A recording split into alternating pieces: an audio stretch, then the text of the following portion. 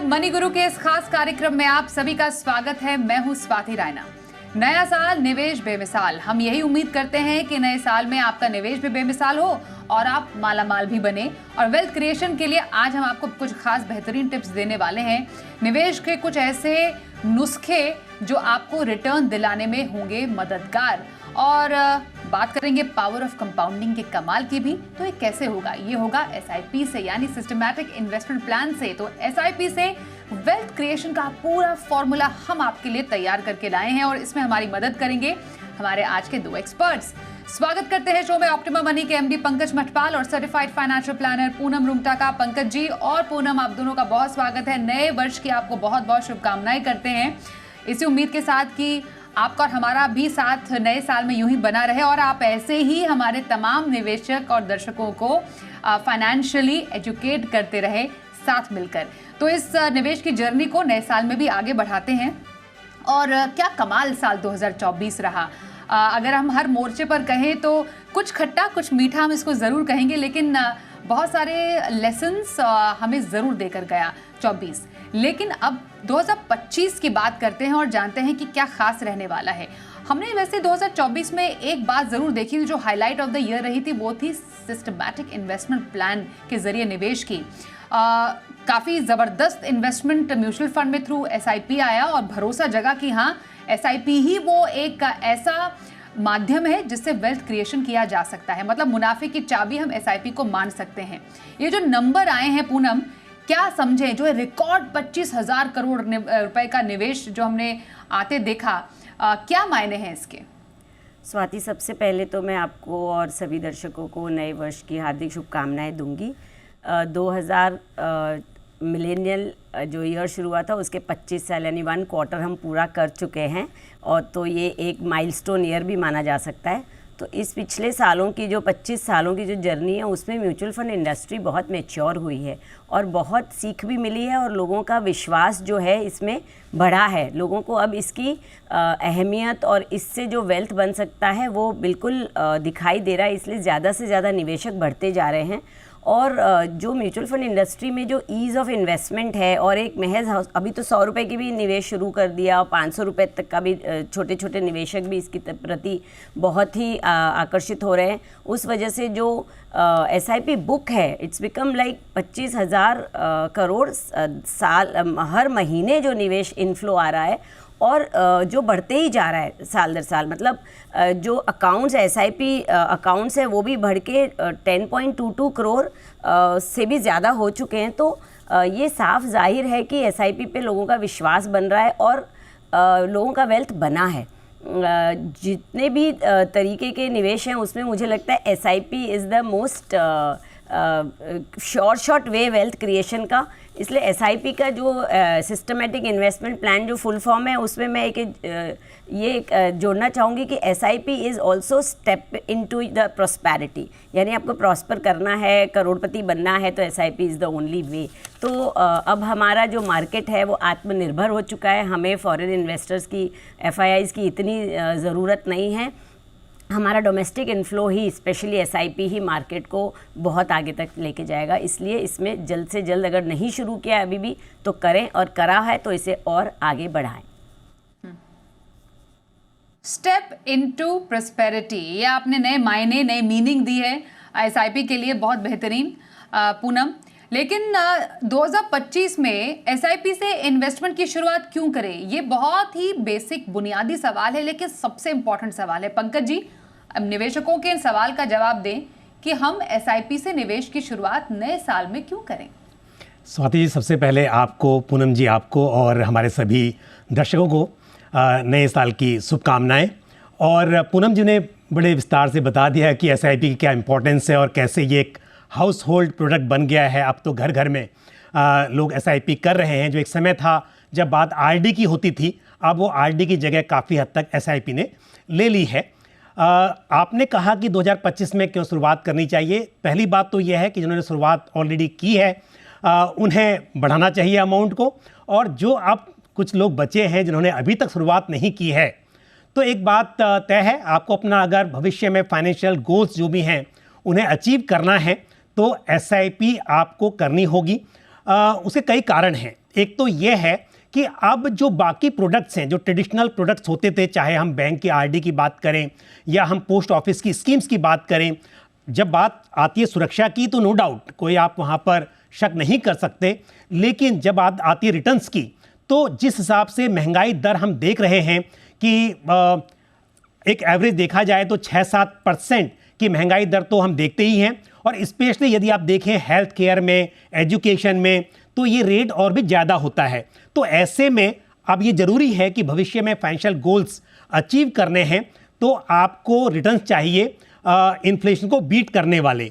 तो ऐसे में क्योंकि हम जानते हैं म्यूचुअल फंड्स में ये पोटेंशियल है कि आप लॉन्ग टर्म में अच्छे रिटर्न्स बना सकते हैं, और एसआईपी ऐसा जरिया है कि एक 100 रुपये से भी शुरुआत की जा सकती है। मैं नहीं कहूँगा कि आप 100 रुपये से स्टार्ट कीजिए, लेकिन आप देखिए ना कि एक छोटे से छोटा अर्न करने वाला, मतलब इसकी आय बहुत कम है, वो व्यक्ति भी एसआईपी से म्यूचुअल फंड में कदम रख सकता है।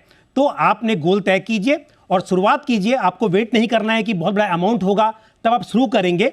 आप छोटे से अमाउंट से शुरुआत कीजिए, लेकिन बड़े सपने रखिए और उन सपनों को अचीव करने के लिए प्लानिंग कीजिए। बिल्कुल, तो आप छोटे से छोटे कदम के साथ बड़ी एक दौलत तैयार कर सकते हैं। जैसा पंकज जी ने बताया, कितने रकम से सही, 100 रुपए की एसआईपी की भी सुविधा मौजूद है, लेकिन इसका मतलब ये नहीं कि आपको 100 रुपए से ही शुरुआत करनी है। आप अपने इनकम के यानी आय के अनुपात में एसआईपी कीजिए, और उसके बाद उसको कितना बढ़ाना है उस पर भी हम आपको टिप देंगे। लेकिन क्योंकि एसआईपी की हम बात कर रहे हैं और एसआईपी से जुड़ा हुआ है 8th wonder of the world, जिसको कहा जाता है power of compounding. Power of compounding को लेकर कई लोगों में काफ़ी उत्सुकता रहती है। पूनम, ज़रा बताएंगे पावर ऑफ कंपाउंडिंग का एक कमाल कैसे काम करता है? देखिए स्वाति, जो स्टैंडर्ड रीज़न है निवेश करने का, वो है हमें इंटरेस्ट अर्न करना है, यानी किसी न किसी तरीके का मुनाफा बनाना है हमारे निवेश से। तो अगर हम निवेश करते हैं तो उससे कुछ जो भी इंटरेस्ट बन पड़ता है, जो भी हम उससे कमाते हैं, वो वापस आपको कमाए, यानी पैसा पैसे से बने। यानी जो जिसे हम हिंदी में ऐसे भी कहते हैं ना कि ब्याज से ब्याज बनता है। तो जो भी आप सालाना ब्याज बना रहे हैं, प्रॉफिट बना रहे हैं, उसको वापस अगर हम री इन्वेस्ट कर देते हैं और वो इस तरह की साइकिल चलती जाती है साल दर साल, उसे हम कंपाउंडिंग कहते हैं। यानी आपने निवेश 1 लाख रुपए अगर किया है और वो साल के एंड में 1,20,000 हो जाता है, तो आपका निवेशित प्रिंसिपल अमाउंट 1 लाख से बढ़ के 1,20,000 हो जाएगा अगले साल के लिए, और इस तरह वो री इन्वेस्ट होता जाएगा। तो इससे पैसे से पैसा कमाई होगी, आपको वो पैसा दे नहीं दिया जाएगा। तो ये बेनिफिट लेने के लिए, पैसे से पैसा जो बनाना है, ब्याज पे ब्याज कमाना है, तो आपको लंबे समय तक उस पर बना रहना पड़ेगा। क्योंकि जैसे जैसे आपके साल बीतेंगे, जैसे जैसे समय बीतेगा, आपका ये वेल्थ बढ़ता चला जाएगा। और आप इसका अगर एक फार्मूला तैयार करेंगे तो आप देखेंगे कि जितना लंबा समय लेंगे, लास्ट के ईयर्स में आपका मुनाफा कई गुना बढ़ता है। इसको अगर मैं एक एग्जाम्पल से बताऊँ तो अगर किसी ने थोड़े साल निवेश किया है, जल्दी निवेश शुरू कर दिया और थोड़े साल करके बंद कर दिया, फॉर एग्जांपल एक 25 साल की उम्र के व्यक्ति ने 10,000 रुपये के एनुअली निवेश करना शुरू किया और 10 ही साल करके बंद कर दिया और वेट किया अपने रिटायरमेंट का। उसके अगेंस्ट मिस्टर बी ने लेट शुरू किया, थोड़ा 25 साल के बजाय 35 साल में शुरू किया और 20 साल निवेश किया और डबल निवेश किया, तो भी उसका जो कॉर्पस बनेगा एट द एज 60 वो कम होगा एज अगेंस्ट जिन्होंने जल्दी शुरू किया था और लंबे समय को मार्केट में उससे बने रहने दिया। इसलिए हम हमेशा एक कहते हैं, don't time the market, give time to the market. आपके इन्वेस्टमेंट को आप समय दीजिए, मार्केट को टाइमिंग करने की कोशिश मत करिए। तो कंपाउंडिंग एक ऐसा, आपने सही वर्ड यूज़ किया, 8th वंडर है। और जैसे पंकज जी ने बताया कि अब एक हाउस होल्ड इन्वेस्टमेंट, जैसे पहले पैसा कमाया और जो बचा उसको एफडी कर दिया, वैसे अब हम एसआईपी की बात करते हैं। तो जितना लंबा समय देंगे उतना आप इस 8th वंडर के बेनिफिट को रीप कर पाएंगे और इन नो टाइम आप जब रिटायर होंगे आपको लगेगा कि छोटे छोटे निवेश से आप करोड़ोपति बन गए। ओके, तो छोटे छोटे निवेश से अगर करोड़पति बनना है तो आपके लिए एसआईपी एक बहुत ही बेहतरीन जरिया है जिसके जरिए आप निवेश की शुरुआत कर सकते हैं नए साल में। पर सबसे बड़ा सवाल ये रहता है पंकज जी, हमने समझा कि एसआईपी क्यों करें, पावर ऑफ कंपाउंडिंग कैसे काम करता है, लेकिन लोग कहते हैं कि एसआईपी की शुरुआत तो मैंने सोच ली, या कैसे करने हैं एसआईपी की शुरुआत, लेकिन कौन से फंड से करें एसआईपी की शुरुआत? तो इस दुविधा को भी सर दूर कर दीजिए कि अगर कोई नए साल में नया निवेश करना चाहता है तो उनके लिए कौन से तरीके के फंड सही हैं? देखिए स्वाति जी, क्योंकि हमारे पास बहुत सारी चॉइसेस हैं म्यूचुअल फंड्स में। अब तो खैर काफ़ी हद तक ये बात समझ में आ गई है सभी निवेशकों को कि ऐसा नहीं है कि शेयर मार्केट में इन्वेस्ट करना है तो ही आपको म्यूचुअल फंड में इन्वेस्ट करना है। आपके गोल के हिसाब से, आपके रिस्क लेने की जो क्षमता है उसके हिसाब से, आप कितनी अवधि के लिए निवेश करना चाहते हैं उस हिसाब से आप फंड्स का चुनाव कर सकते हैं। लेकिन क्योंकि हम जब बात करते हैं एसआईपी की तो मानकर चलते हैं कि आप लॉन्ग टर्म के लिए निवेश करना चाहेंगे, अपने गोल अचीव करना चाहेंगे लॉन्ग टर्म के लिए। तो लॉन्ग टर्म में क्योंकि इक्विटी में एक पोटेंशियल है कि आपको बेहतर रिटर्न्स मिल सकते हैं, तो ये तय कर लीजिए अगर आप लॉन्ग टर्म के लिए निवेश कर रहे हैं तो आप ज़्यादा करके इक्विटी फंड्स में एसआईपी कीजिए। लेकिन ऐसा भी हो सकता है कि आपको कंटिंजेंसी के लिए थोड़ा पैसा इकट्ठा करना है, आपके पास अभी नहीं अवेलेबल है, तो आप लिक्विड फंड में भी एसआईपी कर सकते हैं। तो एसआईपी तो की जा सकती है, लिक्विड फंड हो या कोई आपका दूसरा डेट फंड हो, लेकिन लॉन्ग टर्म के लिए आप इक्विटी फंड में एसआईपी करें ताकि अच्छी वेल्थ क्रिएट कर सकें। फिर उसमें भी बात यह है कि बहुत सारी चॉइसेस हैं आपके पास, large cap, mid cap, small cap, multi cap, flexi cap, इस तरह से कई कैटेगरीज हैं। तो आप अगर नए निवेशक हैं तो मेरी राय यह है कि आप डाइवर्सिफाइड फंड्स में करें। डाइवर्सिफाइड फंड का मतलब क्या है? अगर आप मल्टी कैप में करेंगे तो आपको large cap, mid cap, small cap सभी तरह का एक्सपोजर मिल जाएगा। फ्लेक्सी कैप में भी ऐसा ही होता है। Large and mid cap fund में भी आपको डाइवर्सिफिकेशन मिलता है। तो शुरुआत में आप इस तरह के फंड से करें। आप एक मल्टी कैप फंड से शुरुआत कर सकते हैं। अगर आपको छोटी सी अमाउंट से स्टार्ट करना है और आप चाहते हैं कि एक ही फंड में आपको सब कुछ मिल जाए, तो आप 2,000 रुपये महीने की एक मल्टी कैप फंड में एसआईपी कर सकते हैं। ज़्यादा पैसे करने हैं तो आप थोड़ी ज़्यादा स्कीम्स, फिर जैसा मैंने कहा कि आप अलग अलग कैटेगरी की, लेकिन ये ज़रूर तय कर लें कि अपने गोल के हिसाब से अमाउंट तय करना है और गोल के हिसाब से आपको स्कीम का चुनाव करना है। ओके, तो लक्ष्य यानी गोल के हिसाब से एसआईपी अमाउंट भी तय करें और जो फंड है उसको भी तय करना बेहद ज़रूरी है। अब जो आपके गोल्स हैं, आपके गोल होते हैं शॉर्ट टर्म, कुछ मीडियम टर्म, कुछ लॉन्ग टर्म। शॉर्ट टर्म में कुछ घूमने चले जाना है या कुछ घर की मरम्मत करानी थी या कुछ ख़रीदारी करनी थी। मीडियम टर्म में भी घूमने का गोल हो सकता है या फिर घर गाड़ी खरीदने का हो सकता है। लॉन्ग टर्म गोल में आपके रिटायरमेंट, बच्चों की प्लानिंग, बहुत ही क्लासिक लॉन्ग टर्म एग्जांपल्स हैं। लेकिन शॉर्ट टर्म से पहले शुरुआत करते हैं, उसी की पहले बात करेंगे। पूनम, हर लक्ष्य के लिए एसआईपी है। शॉर्ट टर्म की प्लानिंग अगर करनी हो तो रिस्क एपेटाइट कितनी रखें और कैसे फंड्स में इन्वेस्ट करें? स्वाति, पंकज जी ने बहुत बखूबी डिटेल में बताया कि किस तरह से एसआईपी के गोल्स हमें नक्की करने चाहिए। तो उसी के एडिशन में मैं ये कहूँगी कि गोल्स तो हमें बिल्कुल time to time jot down करने हैं, क्योंकि अगर टाइम होराइज़न के हिसाब से हमने फ़ंड नहीं चुने तो ये एक रॉन्ग इन्वेस्टमेंट हो जाएगा। जैसे सर ने बताया कि जितना लंबा अवधि होगा उतना आप रिस्की निवेश कर सकते हैं, और अगर शॉर्ट टर्म में है तो आप उसमें बिल्कुल भी रिस्क नहीं उठा सकते, बिकॉज़ कि मार्केट की वॉलेटिलिटी की वजह से हम ये नहीं चाहेंगे कि आपका मूल पैसा, रकम, प्रिंसिपल अमाउंट भी कम ना हो जाए। इसलिए जब शॉर्ट टर्म का होराइज़न का बात होता है, जैसे आपने बताया कि कोई एक ही साल के अंदर का कोई गोल है, कहीं घूमने जाना है, कई लोग बहुत ऐसा एवरी ईयर ट्रैवल प्लान के लिए एक गोल रखते हैं, तो उसके लिए अल्ट्रा शॉर्ट टर्म और लिक्विड फंड्स ही मैं सजेस्ट हमेशा करती हूँ, क्योंकि उसमें मार्केट का बिल्कुल भी कोई लेना देना नहीं, वो टोटली डेट फंड्स है। तो आपको बहुत केयरफुली आपको पहले होराइज़न चुनना होगा, और होराइज़न के साथ साथ आपको अपनी खुद की जोखिम उठाने की क्षमता मालूम होनी चाहिए।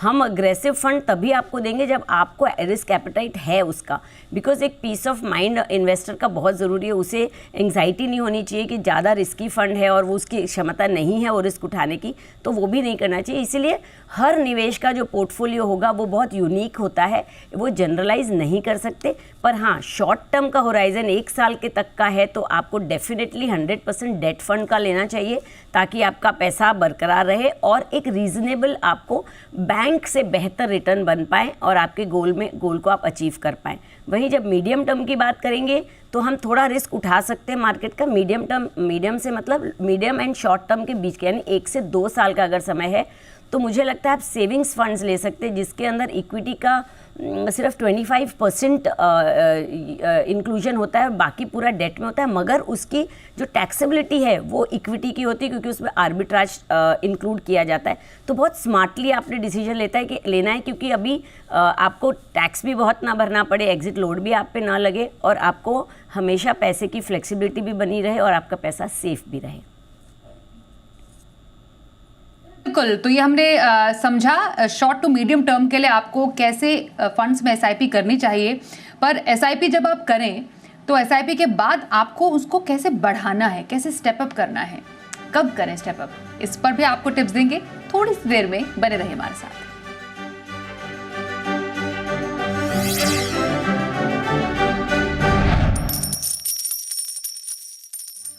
नए साल में एसआईपी से कैसे करें वेल्थ क्रिएशन, इस पर चल रही है बात पंकज मठपाल और पूनम रूंगटा से। पंकज जी, अब एसआईपी हमने समझी कि एसआईपी क्यों जरूरी है, लॉन्ग टर्म के लिए, शॉर्ट टर्म के लिए एसआईपी के मायने क्या हैं, लेकिन स्टेप अप एसआईपी आपने मानिए 2000 की एसआईपी शुरू कर दी, उम्र भर आप सिर्फ 2000 की एसआईपी थोड़ी करेंगे, आप उसको बढ़ाएंगे भी तो जरूर। तो स्टेप अप एसआईपी के नियम क्या कहते हैं और जरा थोड़ा सा गणित भी बताइएगा, एक रेगुलर और स्टेप अप एसआईपी से आपके वेल्थ में कितना असर पड़ता है। देखिए स्वाति जी, पहली बात तो यह है कि जैसे हम बात कर रहे थे कि एसआईपी ज़रूरी है और 100 रुपये से शुरुआत की जा सकती है, लेकिन आप हमेशा गोल तय करें और गोल के हिसाब से यदि कैलकुलेट करें, एक कोई भी आप रिटर्न मानकर, मान लीजिए हम एवरेज मानकर चलते हैं कि लॉन्ग टर्म में इक्विटी फंड से आप 12% की कंपाउंडेड एनुअल ग्रोथ एक्सपेक्ट कर सकते हैं, तो आपको पता चल जाता है कि कितने समय में आपको राशि इकट्ठा करनी है, उसके लिए कितना अमाउंट इकट्ठा या आपको कितने अमाउंट की एसआईपी करनी होगी। उदाहरण के तौर पर यदि आपको 1 करोड़ रुपए इकट्ठा करना और 20 साल का समय है, अभी बात कर रहा हूँ रेगुलर एसआईपी की, तो लगभग आपको 11,000 रुपया महीना निवेश करना होगा। वहीं यदि 15 साल का समय है तो राशि जो होगी वो आपकी बढ़कर हो जाएगी 21,000 रुपया। तो ये पता चल जाता है कि आपको कितने रुपए की एसआईपी हर महीना करनी होगी। लेकिन जैसा मैंने कहा कि 20 साल का वक्त है और 1 करोड़ की हम बात कर रहे हैं, हर महीना आ रहा है आपका 11,000 रुपया। आपको लगता है अमाउंट बहुत बड़ी है, शुरुआत में आपके पास कम पैसा है, तो जो आपने कहा स्टेप अप, ये बहुत ही अच्छा तरीका है, क्योंकि ये बात तो तय है कि समय के साथ आपकी आय बढ़ेगी। ऐसा तो नहीं है कि कोई व्यक्ति 25 साल की उम्र में जो इनकम अर्न करना शुरू करेगा हमेशा वही इनकम होगी। तो इनकम बढ़ेगी तो निवेश क्यों नहीं। तो आपके पास स्टेप अप का मेथड है, आप डिसाइड कर सकते हैं कि आपको कितने फिक्स अमाउंट से बढ़ाना है या कितने परसेंट से बढ़ाना है। चॉइस दोनों है। ऐसा हो सकता है कि आपने शुरुआत की 1,000 रुपये से और आप डिसाइड करेंगे हर साल आप 1,000 से बढ़ाते रहेंगे, बट क्योंकि जो इनकम बढ़ती है परसेंटेज में बढ़ेगी, तो मेरे हिसाब से आप ऐसा डिसाइड कर लें कि 10% से हर साल आपको अपनी एसआईपी का अमाउंट को बढ़ाना है। तो मैं आपको बताऊँ कैलकुलेशन, आप देखेंगे कि अगर मान लीजिए कि आप 10,000 पर मंथ की एसआईपी करते हैं और 20 साल में करीब 92 लाख रुपीस बन पा रहे हैं, वहीं यदि आप स्टेप अप कर ले कि 10% से स्टेप अप करते हैं, तो वही 20 इयर्स में जहां रेगुलर एसआईपी में करीब 92 लाख बन रहे थे, ये वहां पर 1 करोड़ 86 लाख बन जाएंगे, यानी कि डबल हो जाता है अमाउंट। तो 10% से स्टेप अप किया आपने तो डबल हो गया। और अगर टाइम और भी लंबा हो, ये तो बात थी 20 साल की, अगर मैं 30 साल की बात करूं, आप जल्दी शुरुआत करते हैं और आपने अगेन 10,000 रुपीज़ की एसआईपी की, 10% से स्टेप अप किया, तो अगर रेगुलर एसआईपी करते हैं तो 30 साल में बनता है करीब 3 करोड़ रुपया। लेकिन 10% से स्टेप अप करते हैं तो वहीं बन जाता है करीब 8 करोड़ रुपया। और लंबे समय में क्योंकि पैसे की वैल्यू कम होती रहती है, तो बड़ी राशि की ज़रूरत है आपको। 8 करोड़ रुपया जुटाना है 30 साल में और 10% से स्टेप अप कर लेंगे तो कितना आसान हो जाएगा। तो स्टेप अप का फॉर्मूला तो आपको एसआईपी में जोड़ना ही है, तब आपके पास बड़ा पैसा इकट्ठा हो पाएगा। बिल्कुल, तो अगर बड़ा पैसा इकट्ठा करना है, बड़ी वेल्थ क्रिएट करनी है, तो सिर्फ एसआईपी नहीं, स्टेप अप एसआईपी कीजिए। इसको जानना और समझना बेहद जरूरी है, जिसका एक बहुत ही परफेक्ट एग्जांपल पंकज जी ने हमारे सामने रखा है। पूनम, आपने शॉर्ट टू मीडियम टर्म के लिए बताया कि एसआईपी के फायदे क्या हैं और कैसे कैटेगरी और किन बातों को ध्यान में रखते हुए आपको करने चाहिए। मीडियम टू लॉन्ग टर्म के लिए अब जरा बताइए, यहाँ पर कैसी प्लानिंग रहे, एसआईपी के लिए किस तरीके की स्ट्रैटेजी और फंड जरूरी हैं? जैसे पंकज सर ने बताया कि स्टेप अप बहुत ज़रूरी है लॉन्ग टर्म के लिए, तो डेफिनेटली ये एक स्ट्रैटेजी ज़रूर आपको सोच के रखनी है। सर ने बताया जैसे कि आप परसेंटेज में बढ़ा सकते हैं या अमाउंट से बढ़ा सकते हैं, वहीं आप इन्फ्लेशन के दर से भी बढ़ा सकते हैं या अपनी इनकम की दर से बढ़ा सकते हैं। सोच आपको रखनी है कि आपने बढ़ानी ही है हर साल। तो जैसे जैसे समय बीतता है, आपकी इनकम बढ़ती है, तो आप अपने शुरुआत में जैसे हमने डिस्कस किया कि आप एक ऐसा फंड चुनें जिसके अंदर सभी तरीके की कैटेगरीज हो, ताकि आपके मार्केट का पार्टिसिपेशन पूरा मिले, और धीरे धीरे आप मोर रिस्कियर फंड्स जोड़ें अपने पोर्टफोलियो में, क्योंकि जितना लंबा समय रहेगा रुपी कॉस्ट एवरेजिंग की वजह से आपको रिस्क मिटिगेट होती जाएगी, आपकी रिस्क ऑलमोस्ट निल हो जाएगी इन इक्विटीज़ ऑल्सो। तो आप एक ऐसा पोर्टफोलियो, रिस्की पोर्टफोलियो बनाएं जिसमें अग्रेसिवली निवेश होता हो, एक्टिव पार्टिसिपेशन हो फंड मैनेजर का। तो आप एक स्मॉल कैप फंड ले सकते हैं, जैसे निप्पॉन स्मॉल कैप, पराग पारिक फ्लेक्सी कैप हम शुरुआत में ले सकते हैं। फिर धीरे धीरे आप जो अपना पोर्टफोलियो बढ़ाएंगे उसमें small cap, mid cap, large cap, इस तरीके के सारे फंड्स लें, और बहुत बड़ा पोर्टफोलियो ना बनाएं, 5 से 6 फंड्स रखें और उसी में आप स्टेप अप करते जाएं, तो आप आगे चल के बहुत बड़ा वेल्थ क्रिएट करेंगे। और पेशेंट रहें इसमें, यूँ नहीं कि साल मार्केट नीचे गया तो आप अपनी एसआईपी पॉज कर देंगे या स्टॉप कर देंगे। ये डिसिप्लिन रखना ज़रूरी है कि हमें पेशेंटली, चाहे मार्केट की कोई भी रुख हो, आपको निवेश करना है। इनफैक्ट मैं हमेशा बहुत खुश होती हूँ अगर मेरे एसआईपी के होराइजन में मार्केट्स ने डाउन ट्रेंड देखा है, क्योंकि उस वक्त मुझे ज़्यादा यूनिट्स एक्यूमुलेट होगी। तो ये पेशेंस इज़ द फर्स्ट की ऑफ लॉन्ग टर्म। आपको बिल्कुल भी उसमें अपने गोल के आने के पहले उसमें से निकलना नहीं है, एसआईपी बंद नहीं करना है, और आपको एक डाइवर्सिफाइड पोर्टफोलियो जिसमें सभी कैटेगरीज है। अगर आप ज़्यादा अग्रेसिव इन्वेस्टर हैं तो आप लार्ज कैप भी ना रखें अपने पोर्टफोलियो में, आप मिड और स्मॉल कैप में भी अपना अच्छा एग्रेसिव पोर्टफोलियो बना सकते हैं। ओके, तो शॉर्ट से लेकर लॉन्ग टर्म तक पूनम ने बताया कि आपके रिस्क एपेटाइट के हिसाब से आपको कहाँ ज़्यादा एक्सपोजर लेना है, कब एग्रेसिव होना है, कब थोड़ा सा आपको कंजर्वेटिव होने की ज़रूरत है। मैं पंकज जी आपसे बहुत ही इंटरेस्टिंग फैक्ट एक जानना चाहती हूँ। हमारे पास काफ़ी सवाल आते हैं इसको लेकर कि एसआईपी, चलिए हमने शुरुआत कर ली, लेकिन क्या अगर हम किसी पर्टिकुलर तारीख पर एसआईपी करें उसका ज़्यादा फायदा होगा, ज़्यादा रिटर्न होगा? तो क्या एसआईपी की डेट फिक्स करना फ़ायदेमंद रहता है क्या रिटर्न के लिए? स्वाति, जब ने सही कहा, ये कई निवेशकों के मन में आता है कि मैं महीने की शुरुआत में करूं या बीच में करूं या महीने के एंड में करूं, और इसको लेकर कुछ स्टडीज़ की गई, और स्टडीज़ में सरप्राइजिंगली ये पाया गया कि आप 1 तारीख को करें, 5 तारीख को करें या महीने के कोई भी तारीख को करें, इसमें कोई भी खास फर्क नहीं दिखाई दिया। यहाँ तक कि मैं बताऊँ आपको कि अगर S&P BSE सेंसेक्स TRI में, जो कि मतलब अब मेन इंडेक्स है, उसमें एक कैलकुलेशन करके देखी गई कि उसमें अगर कोई एसआईपी करता है 10 ईयर्स के टाइम में, तो देखा गया कि अगर किसी ने कोई पर्टिकुलर तारीख को किया तो सबसे कम उस तारीख की एसआईपी, सेम डेट को 10 साल तक एसआईपी चलती रही, तो जो एक्स आयरा निकल कर आया वो आया 15.62% का, और वहीं जो सबसे ज़्यादा रिटर्न मिला किसी एक तारीख पर करने पर वो आया 15.71 का। तो ये एक इंसिडेंटली है कि थोड़ा सा जो फर्क दिखाई दे रहा है, तो बाकी कोई भी फर्क नहीं, यहाँ तक भी नहीं कि आपको कोई 0.5%, 0.25% आ रहा है, तो हार्डली कोई डिफरेंस आएगा। अब वो भी आपको पता नहीं कि कौन सी तारीख को आएगा, तो इसके लिए तारीख का तो कोई संबंध नहीं है। मेन चीज है डिसिप्लिन। शुरुआत कर दीजिए और आप इन्वेस्टमेंट करते रहिए। ये नहीं कि मार्केट गिरा और आपने एसआईपी बंद कर दी, फिर जब मार्केट ऊंचाई पे आ गया फिर दोबारा से एंट्री की, ये अक्सर होता है, वो बहुत बड़ी गलती है। तो एसआईपी करते रहिए और तारीख की चिंता ना करें। बिल्कुल, तारीख की चिंता नहीं करके एसआईपी नियमित तौर पर करें। वेरी क्विकली अब पूनम थोड़ा सा रिपीट कर देंगे, कौन से टॉप फंड्स आप रेकमेंड करने वाली हैं आज? देखिए, वैसे तो बहुत सारे पैरामीटर्स के तय करके हम एक पोर्टफोलियो डिज़ाइन करते हैं, बट एक जेनरिक पोर्टफोलियो डाइवर्सिफाइड देखेंगे तो आप लार्ज कैप में SBI blue chip, Kotak emerging blue chip mid cap categories में, और या मोतीलाल ओसवाल ले सकते हैं मिड कैप कैटेगरीज में, निप्पॉन स्मॉल कैप और पराग पारिक फ्लेक्सी कैप। इस तरह 4 अलग अलग कैटेगरीज से आपको पूरे मार्केट का पार्टिसिपेशन मिलेगा और आप हर तरह से मार्केट का एक्सपोजर ले सकेंगे। बिल्कुल, तो blue chip fund, small cap, flexi cap का एक परफेक्ट कॉम्बिनेशन के साथ पूनम ने अपने फंड्स बताए। मैं अब पंकज जी आपसे जानना चाहती हूँ, आपके पसंदीदा फंड्स कौन से रहेंगे? बिल्कुल, देखिए लॉन्ग टर्म के लिए diversified equity funds, ICICI prudential large and mid cap, Kotak multi cap fund, Bajaj Finserv flexi cap fund, HDFC mid cap opportunities fund और साथ ही Motilal Oswal small cap fund. तो ये 5 फंड्स हैं। एसआईपी कीजिए, स्टेप अप कीजिए, जब जब पैसा और आए तब आप टॉप अप करते रहिए और अच्छी वेल्थ क्रिएट कीजिए।